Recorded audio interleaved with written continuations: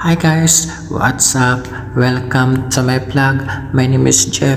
For today's video, meron tayong masarap and very healthy breakfast. Meron tayong vegetable salad and meron pa tayong masarap and fresh boiled egg.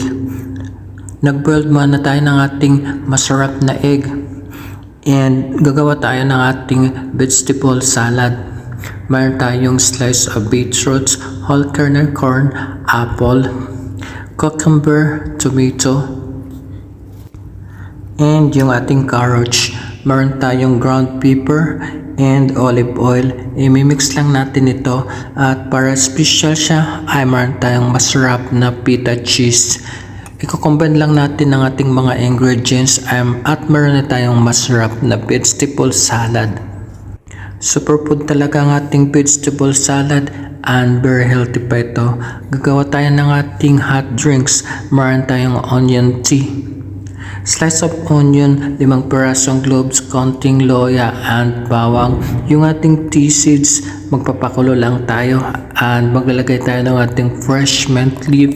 Meron tayong masarap na hot drinks. Masarap din ang ating hot drinks. And meron pa tayong masarap na oat milk. Lutuin natin ito sa pinakamahin ng apoy. Nagpakulo tayo ng water. Nag-add ng ating oat milk, powdered milk, and honey. And madali lang ito maluto guys. So antayin lang natin ito maluto. Ready na ang ating food para sa ating breakfast. Healthy pa ito and masarap. Yung ating vegetable salad, superfood and special pa ito. At naglagay tayo ng ating feta cheese. Yung ating fresh boiled egg, kakabili ko lang nito guys. Assorted fruits, meron tayong orange, banana and avocado. Hot drinks, yung ating onion tea with fresh mint leaf.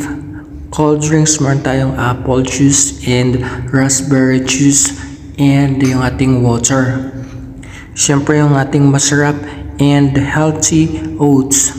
Maganda guys yung oats sa ating katawan. Good for the heart. Kain tayo guys for masarap and very healthy breakfast and full breakfast pa ito.